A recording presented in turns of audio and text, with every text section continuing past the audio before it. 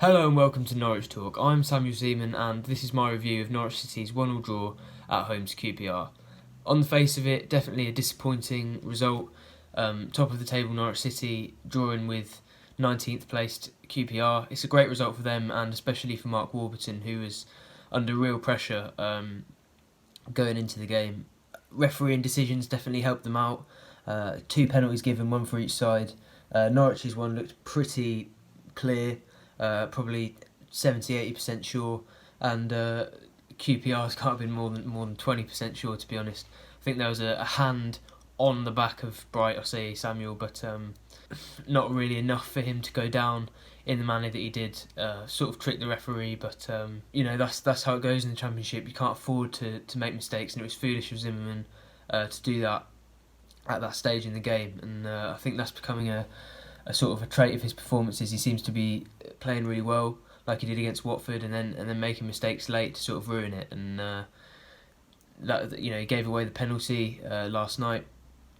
Nearly gave away the second goal for Watford on Boxing Day. And I looked at a few of the player ratings from the Watford game, and I was actually really impressed with how Zimmerman played. Looked sort of back to the type of player that he was when Norwich won the league, but all the ratings were sort of 5s and 6s because that's what people remember and that's what matters in football, the big moments, and Zimmerman seems to be giving away a lot of those in a negative way. And I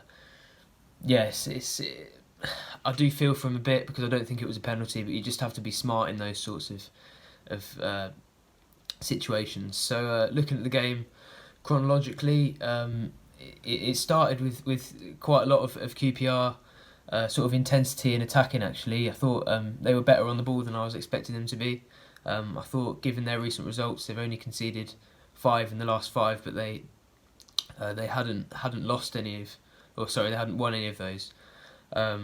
So I thought it was going to be just quite a sturdy defence, maybe not as able on the ball, but they passed it quite well, played it out from the back a lot more than I was expecting, and they had some really good players in the attack. Elias Chair impressed. I think quite a lot of Norwich fans were relieved when he went off for Albert Adoma in the sort of the middle of the second half. Obviously, Bright Osei Samuel, the eventual goal scorer and penalty winner, was very impressive for them.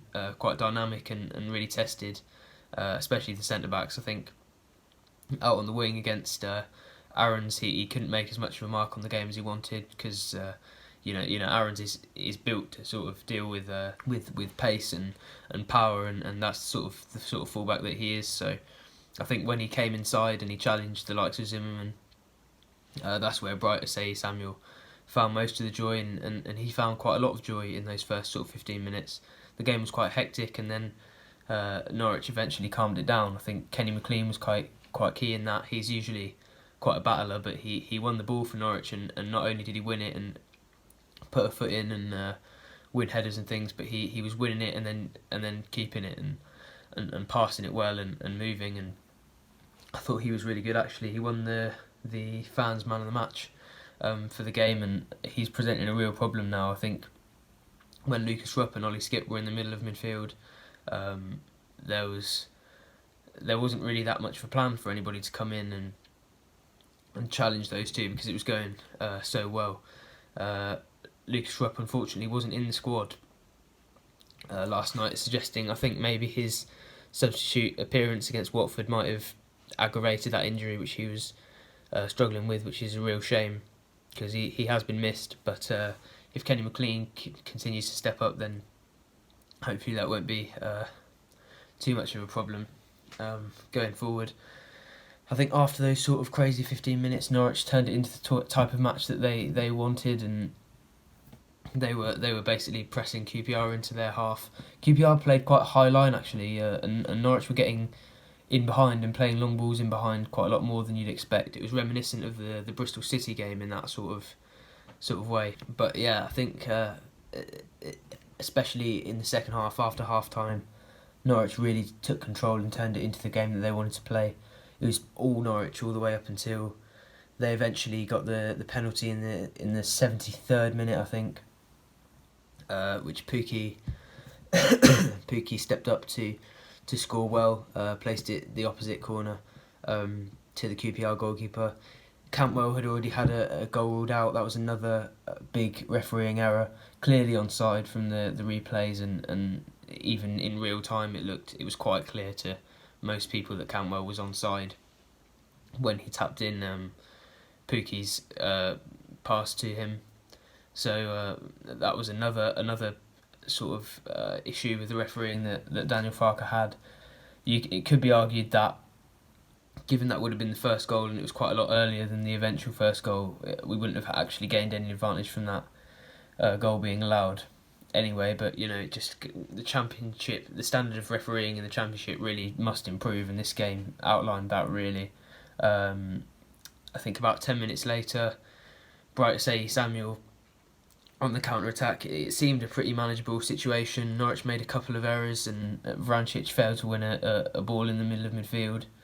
Comes out, Samuel one-on-one with Zimmerman, who was in a good position, just tries to be a bit too physical, and it was naive from him. I do feel for him. I don't think it was a penalty, but with that time left, you don't really need to make a challenge. You can just sort of see it, just stop him going anywhere really, and even concede the corner. And QPR didn't really look that threatening from set pieces, so it wouldn't have been a problem to just block it, concede a corner, take your time, and that's where Zimmerman sort of lets you down, and where I worry for his place in the team should Norwich City be promoted. I think he's definitely proven before that he can be a good championship defender, and he definitely knows how to put a foot in and be physical, but in the Premier League the attackers are a lot more clever and a lot more cute, and I don't think that really suits him. And he didn't really contribute too much to Norwich, partly through injury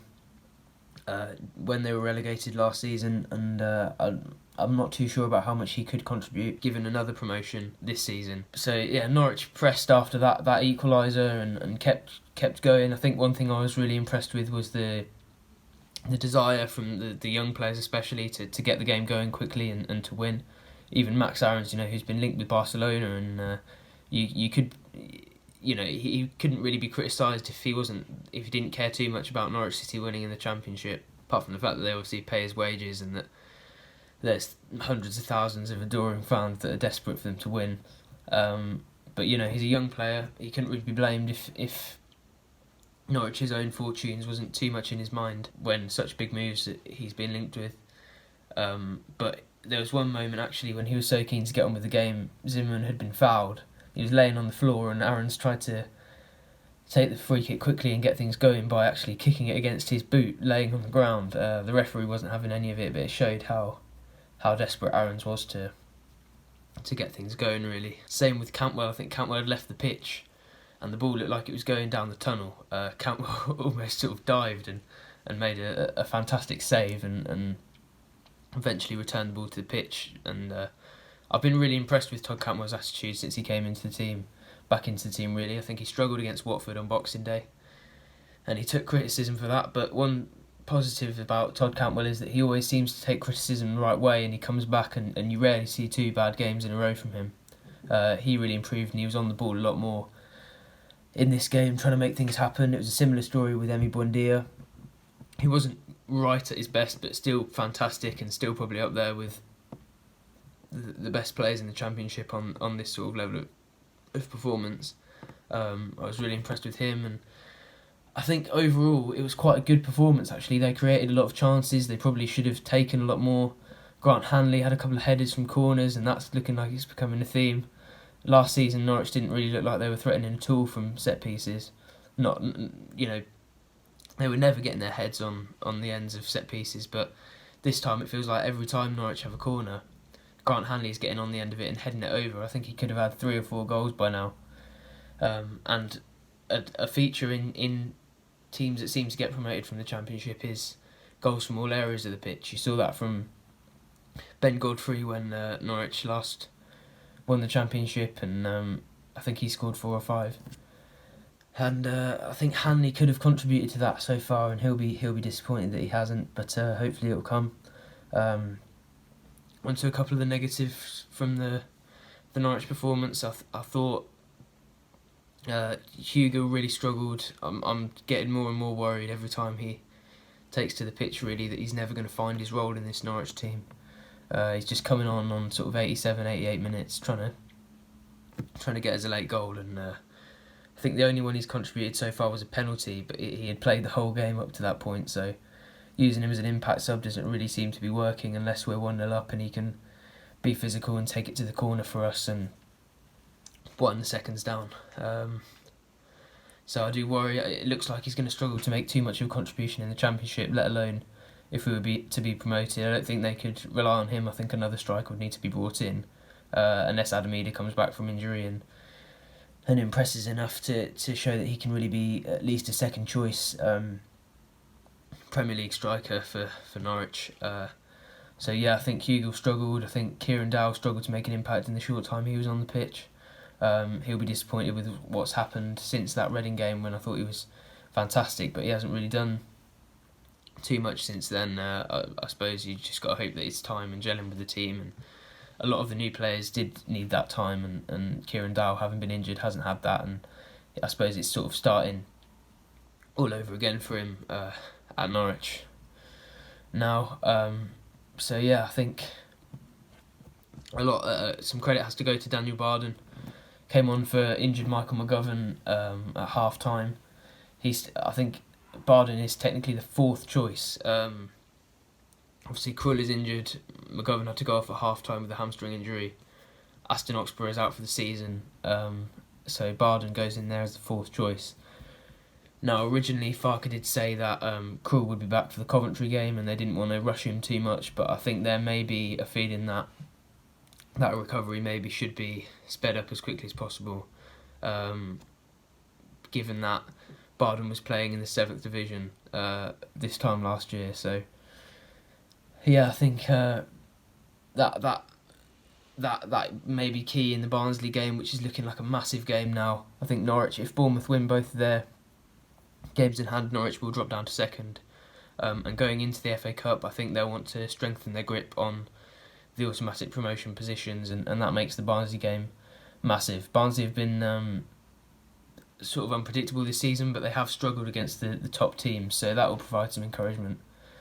Hopefully Norwich can maintain a similar level of performance to what they showed against QPR, but hopefully a much better result. And hopefully they can keep going.